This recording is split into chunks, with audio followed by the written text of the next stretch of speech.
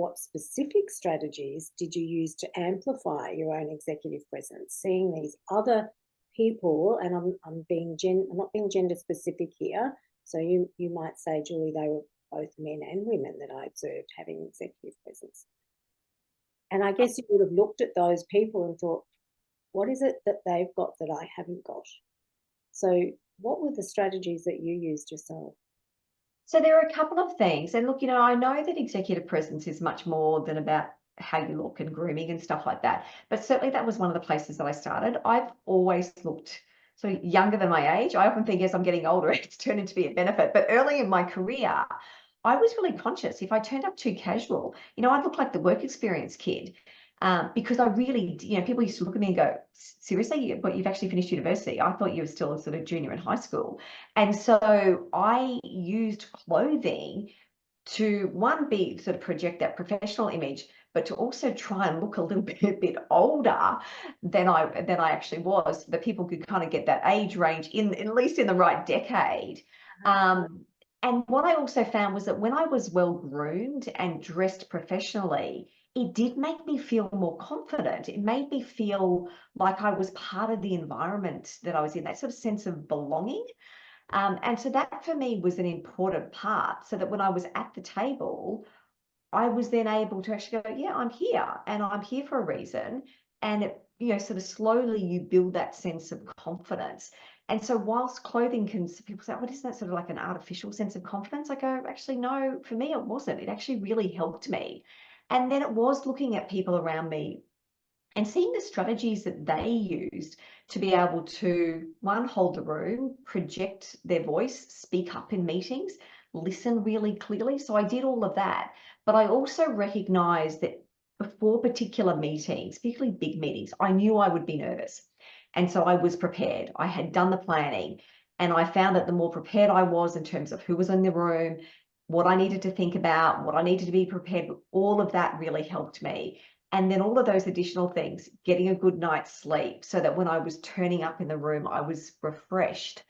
I found that it's that sense of self-care as well was really critical in helping me have the energy that I needed to be able to project who I was and who I wanted those people to see when I was in the room.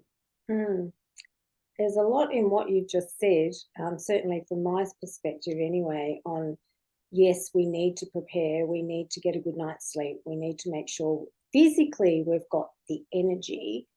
But in terms of also the preparing and planning, what you wore, being matching yourself against to the, I guess, to the same level or the same standard of dress that you were observing other people in the room wearing. Was that part of your mindset and your thinking process?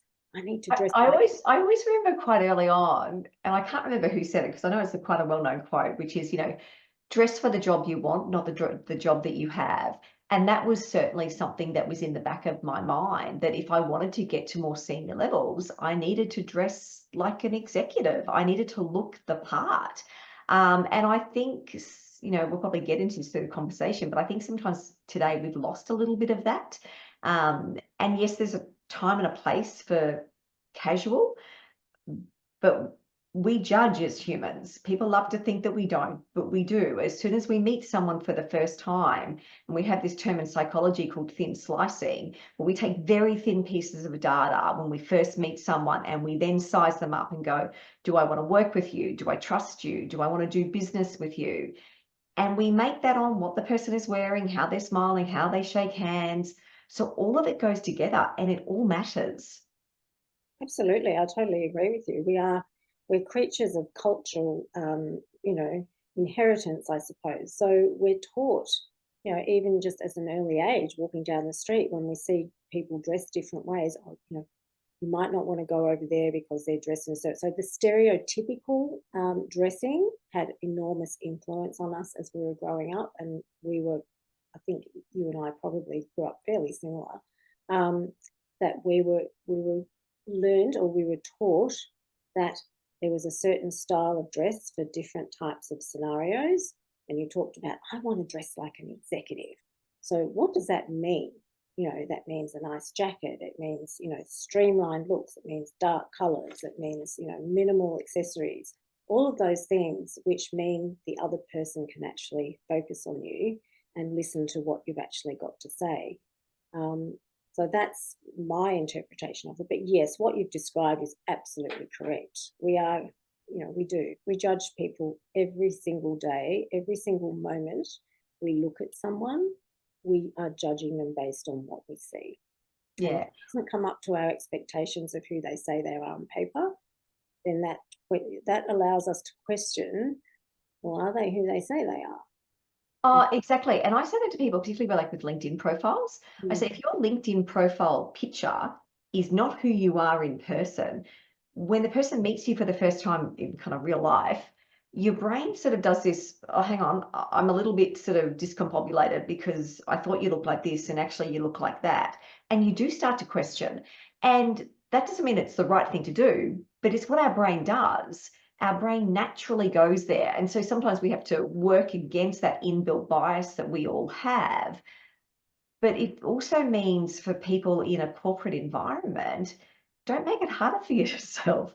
You know, make sure that the image that you are projecting online aligns with who you are in person. And people often say that when they meet you for the first time. You know, they might have seen, you know, video clips of me, or they've seen me online, and then they meet me in person and they go, oh, wow, the person that you are online is the person that you are in person. And I go, yeah, exactly.